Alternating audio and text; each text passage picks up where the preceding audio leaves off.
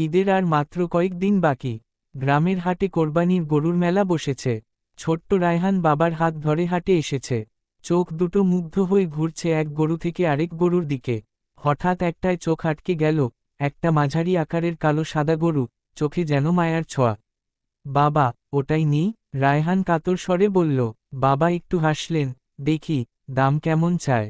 হাটের ব্যাপারী দাম বলল, 1 লাখ টাকাও কম না ভাই, নিজের হাতে লালন করেছি। রায়হানের বাবা একটু হাসফাস করলেন। তাদের বাজেট ছিল অনেক কম। কিন্তু ব্যাপারী গরুর গল্প শুরু করল, কিভাবে ছোটবেলা থেকে খাইয়ে বড় করেছেন। গরুর নাম রেখেছেন বীর। রায়হানও গরুর গলায় হাত বুলিয়ে বলল, বীর, তুই আমার সাথেই যাবি।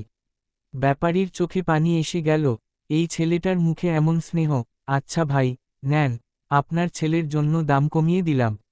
ঈদের দিন বীরকে নিয়ে রায়হানের আনন্দ যেন আকাশ ছুঁয়ে গেল। গরুটা শুধু কোরবানির পশু নয়, হয়ে উঠল তাদের পরিবারের ভালোবাসার গল্পের একটা অংশ।